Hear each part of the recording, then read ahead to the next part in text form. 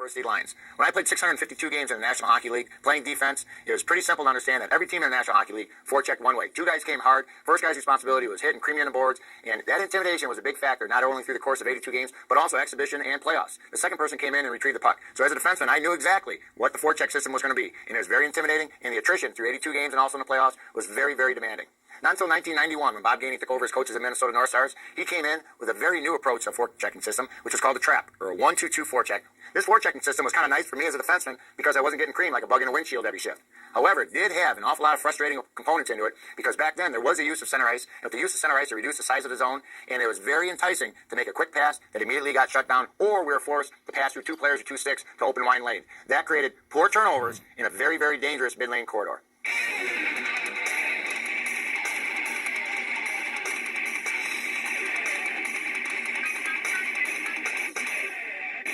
We're going to go over first the basic 1-2-2 forecheck, where F1, the first player that's in on the puck, understands pressure versus patience. Pressure versus patience, we're first going to talk about pressure. Understanding pressure, you have to know if you're seeing numbers and elbows, you're in hard pursuit. You want to take away time and space, but the first thing you have to understand is your main job is your approach angle, cutting the rink in half. Because when you're successful in understanding that angle, cutting the rink in half, our four players in support on that forecheck understand now we have reduced the size of the zone.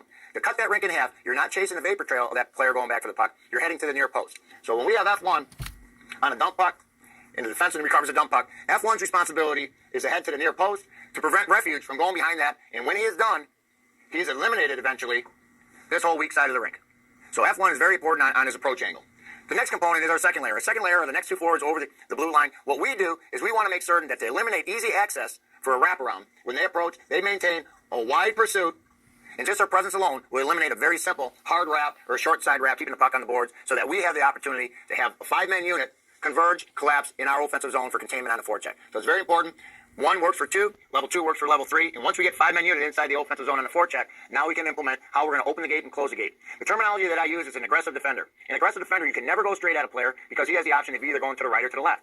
So you got to maintain left side dominance. So if I'm approaching a player, I want to make certain that I'm playing my left shoulder off the opposition's left shoulder. So inadvertently what I've done is I've revealed or opened the gate, and that also gives me the ability for anticipation and reduce that type of reaction time to close the gate.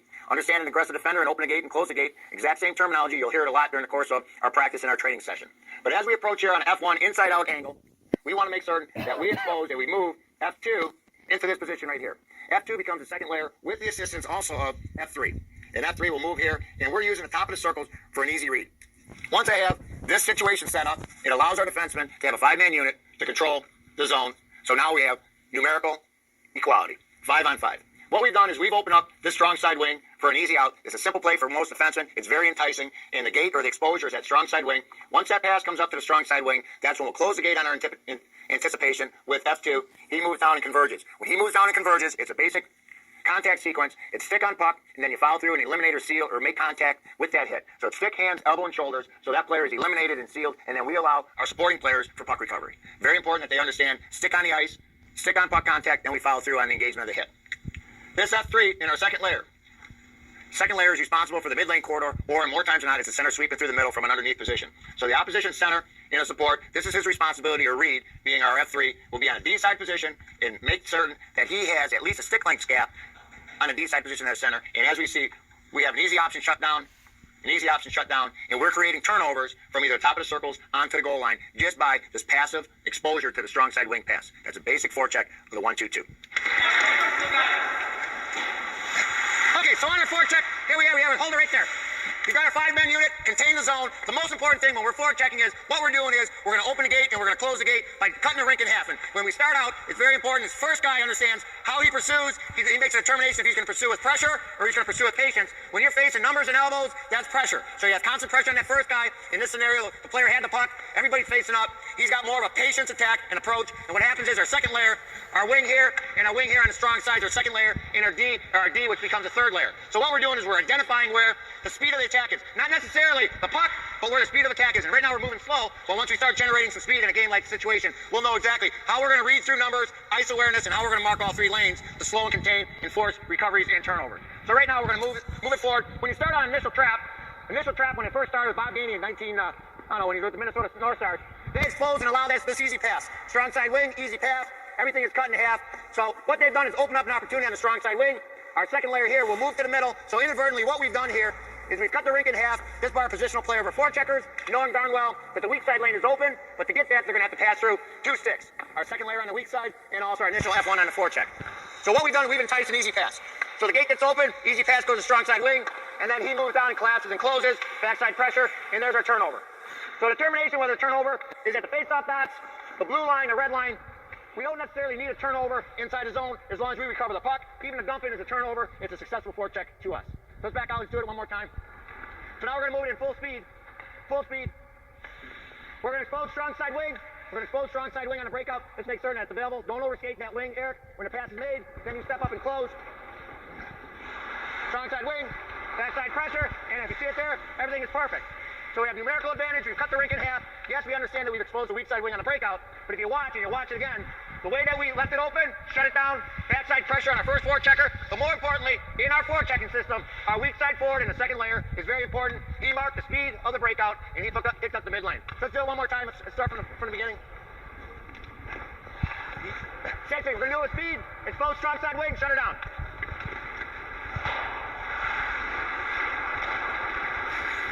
So that's a basic format, basic trap, and it works very well. Now to explain through the process here, we make certain that as we forecheck, we have sticks on the ice. So we're going to do it one more time. All of our forecheckers are going to have sticks on the ice. We're going to use our sticks to steer and direct and also eliminate opportunities. And it's pretty simple. We're going to do the same thing coming out the other side. Exact same thing.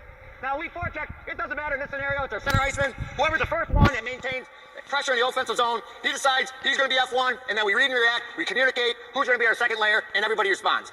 But the chain of command, communication is a big thing. Chain of command comes from the defense because we can count 5. We relay our message to the second layer, which relays the message to the first. That's the communication. However, the 4 players behind are relating to the type of pressure that's coming on the first player. Okay, so the first player on the forecheck dictates where we're going to have our pressure, where we're going to try to create a turnover, and how our system's going to be designed to eliminate those turnovers and how we're going to expose weaknesses. Full speed.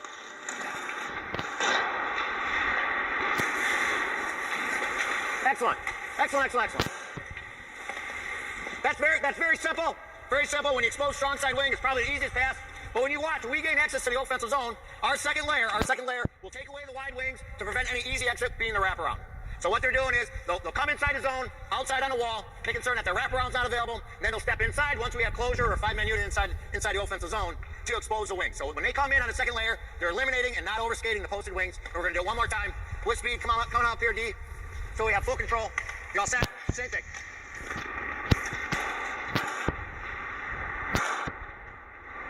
It's a great turnover. Great turnover. Now, if you watch it, we're in a practice scenario, but in a game scenario, we've opened the gate. Let's go back like test pieces. We open the gate here. We walk this pass over to the strong side wing.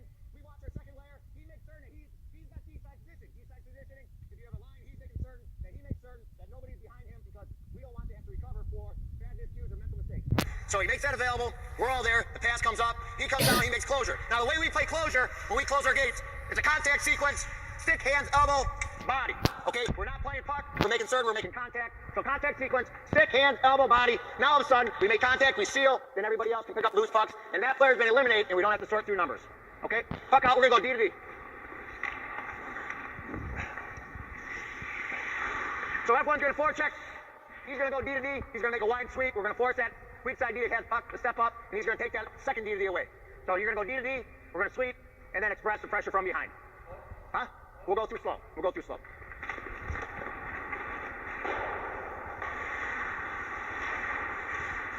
Perfect. That's perfect. That's exactly how it works.